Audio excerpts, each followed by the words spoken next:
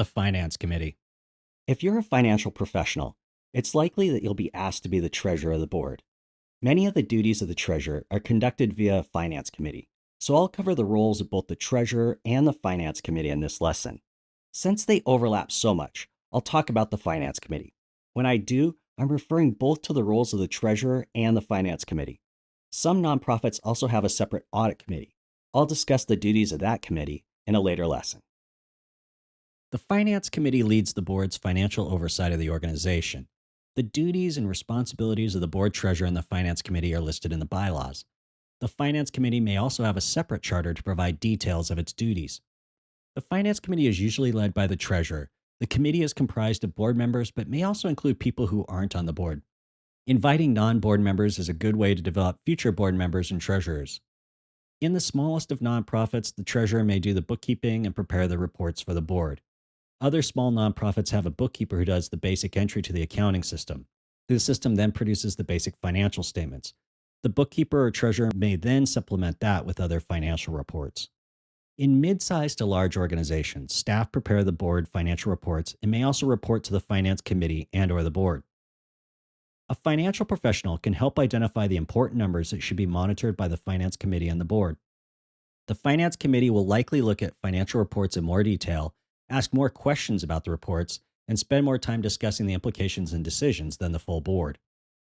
It's not uncommon for the financial leader of the nonprofit staff to present the financial reports to the finance committee, and then the treasurer reports a summary to the full board. The treasurer thus acts as a translator from the detailed and technical reports to a summary that explains key financial information that's understandable by a diverse board with varying levels of financial expertise. A treasurer needs to be strong with numbers and a good communicator. That last sentence may be redundant because financial reports are, in essence, communication that uses numbers instead of letters as the form of communication. Once again, the treasurer must set a tone that allows other board members to feel comfortable asking questions or requesting explanations about financial reports or activities of the finance committee. Board members have asked me some great questions that really made me think. I've also learned that I have to really understand something in the finance committee to clearly communicate it in simple terms to the full board. I explained many financial policies in an earlier lesson. These are developed by the Finance Committee in consultation with the organization's staff. These policies explain the authority of staff and which authorizations require board approval. These policies should also set minimum ratios for sound financial management. For example, the policy may set the minimum cash reserves to be maintained at all times, a minimum current ratio, maximum debt amounts, or concentration limits for any single funding source. The limits in the policy are ratios that would be true for good financial management for all years. Ratios scale with the organization, while fixed dollar amounts don't. In other words, a cash reserve of 3 months of expenses is a ratio that allows the reserve to scale with the company growth, while a policy limit of $100,000 of cash may be too small as the organization grows. The board or staff may set other financial targets from year to year. These targets, as well as policy limits, can be monitored on a financial dashboard. Dashboards often compare actual results to target amounts. The variances between actual and target are accompanied by colors or symbols that indicate good or bad performance. For example, a green dot signifies that the targets are being met, and a red dot means they aren't. The beauty of a dashboard is that it quickly communicates information that helps all board members exercise their oversight responsibilities.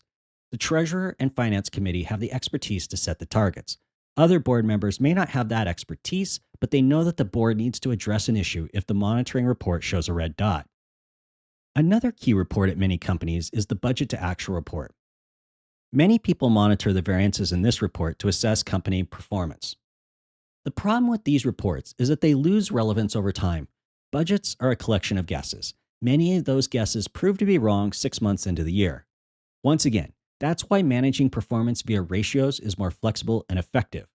Check out my budgeting course and my rolling forecast course for more thoughts on budgeting and alternatives to budgeting. Some companies only present the standard financial statements. The statement of activities might be compared to the budget. There is no financial dashboard. The committee and the board then spend a great deal of time subjectively assessing whether performance is acceptable. This is ineffective, reactive, and inefficient. It reminds me of when Supreme Court Justice Potter Stewart said he couldn't define pornography, but stated, "I know it when I see it."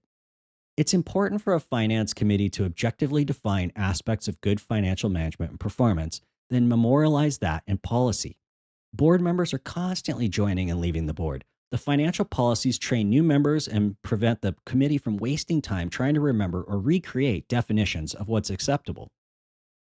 The annual budget is a way that many boards financial performance expectations for the next year. Some leadership may have bonuses tied to it. For example, some staff may have performance targets to achieve funding levels in the budget. As noted earlier, the Finance Committee may monitor budget to actual reports throughout the year. Procedurally, the committee reviews the budget and then recommends it for approval by the full board. Some Finance Committee members may think this is the most important financial vote of the board each year. In other boards, the budget isn't approved by the board.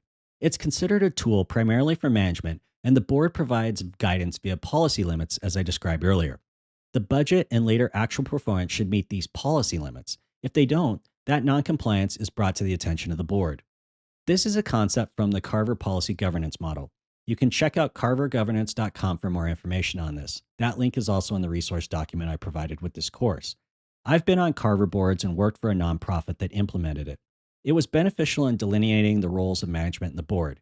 Interestingly, we had grants that required that the board approve the budget, so we would vote to affirm the budget to comply with the grants and still stay consistent with the Carver model. Boards often require that major financial decisions require board approval.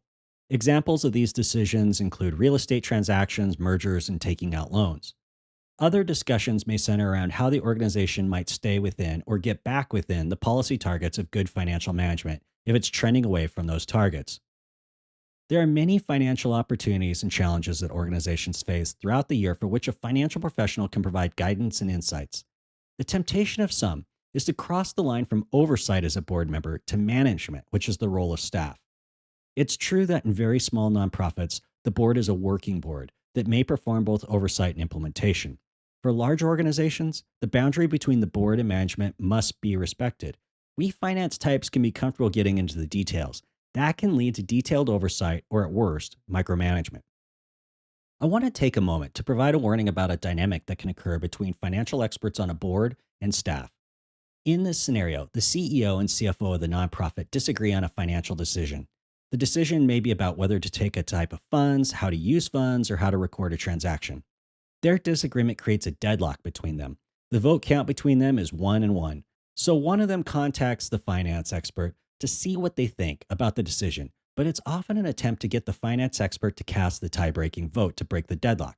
Another strategy is for the CEO to ask the treasurer to talk with the CFO about the issue, or for the CFO to ask the treasurer to talk to the CEO. Do not get sucked into this coalition building and triangulation. If it's a management decision, the CEO and CFO need to reach a decision between themselves. If it needs to escalate beyond them, they can both meet with the finance committee, the audit committee, or the full board to arrive at a decision. A good practice is for the finance committee or the audit committee to review the company's insurance policies at least annually. One purpose of this is to ensure that proper coverage limits are being maintained.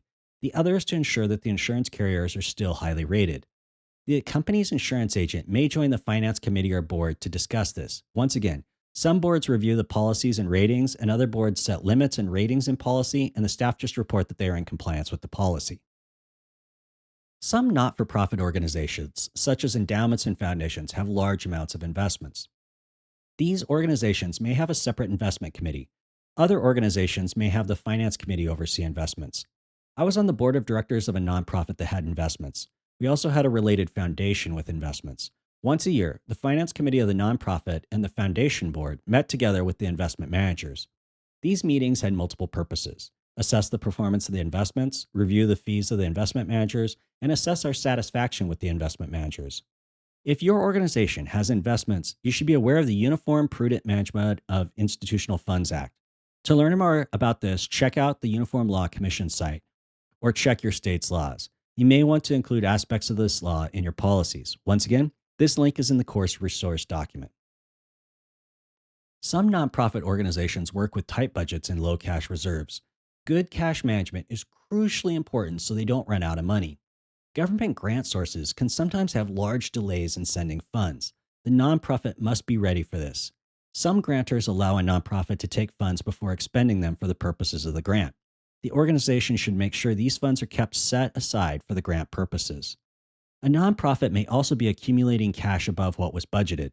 The finance committee or board can decide whether to put this excess cash into reserves or whether to invest it into the mission of the organization. Nonprofits don't have owners who want dividends or draws from the company, so organizations are always asking what's the best use of cash to serve their mission. Form 990 is an annual filing with the IRS. The Finance Committee can review Form 990 in detail before it's distributed to the full board. And I'll talk more about Form 990 in the lesson on tax compliance.